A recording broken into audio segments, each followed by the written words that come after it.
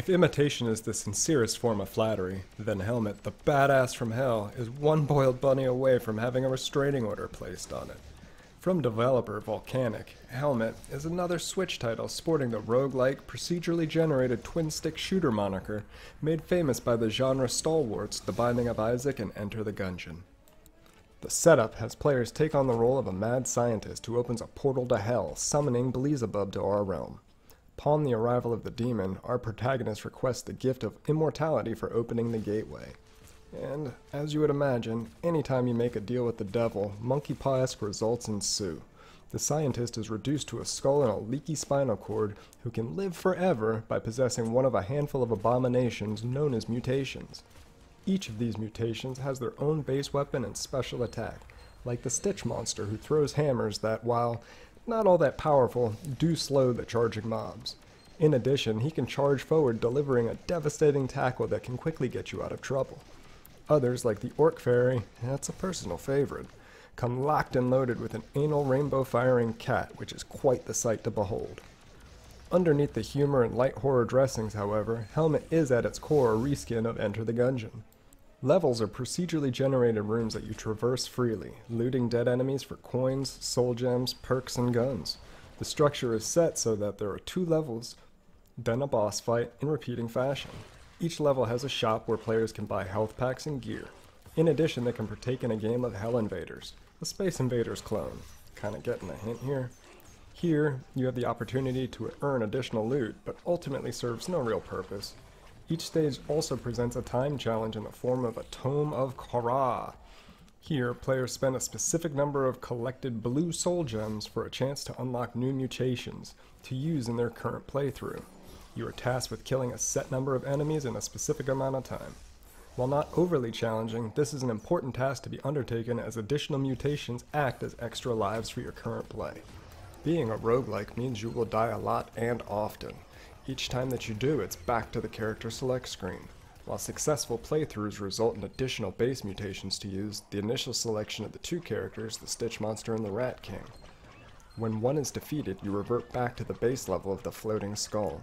This is where grabbing additional mutations via the tome challenges gives you a second, sometimes third chance as you swap mutations on the fly. Sort of. Unfortunately, the controls work against the player in this situation. With it being a twin-stick shooter, the base controls all feel fine and responsive. Movement is handled with the left stick while aiming is mapped to your right. Firing is handled with the right trigger while the left trigger loads your special. The issue, however, arises when trying to switch mutations. Players must press the X button, which brings up the mini-menu. Once this is open, you have to select your mutation using your right stick. In the heat of a battle, this is cumbersome and can result in death quickly, as you are unable to attack when the menu is activated. Weapons can quickly be swapped using the left and right bumper. Visually, Helmet is a retro-inspired pixel art game not dissimilar to others in the genre. The added gore elements are nice, but certainly not as over the top as you would be led to believe with it having its own on-off toggle for gore in the options. Skeletons explode into a shower of the same generic bone all over the screen, and the monstrosities die underwhelming deaths. The same is true for the player-controlled mutations. The limited animation set for each is very apparent, as just standing still lets you see basically everything you're going to see with your character. Some of the weapons and characters don't even hold their weapons, as they just appear to be floating around their chest.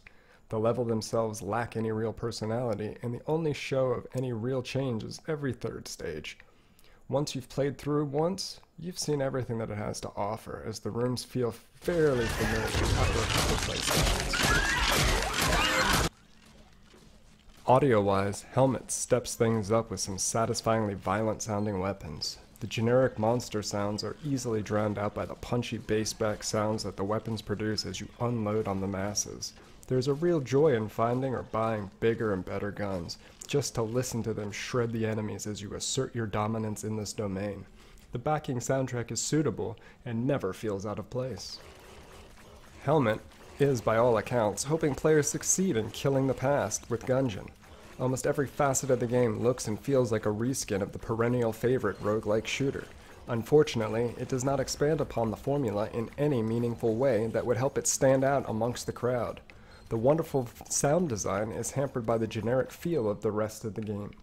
The lack of any real sense of progression, save for unlocking the base mutations for completing. Helmet is by all accounts hoping players succeed in killing the past with Gungeon.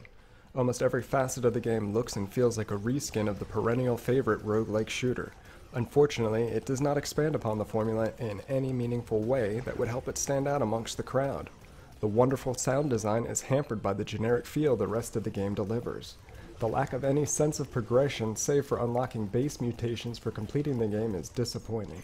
There is some fun to be had, but there's more to have elsewhere, and at a better price. Thanks for checking out my review of Helmet, the Badass from Hell. Be sure to hit that subscribe button on your way out the door, and I will check you next time.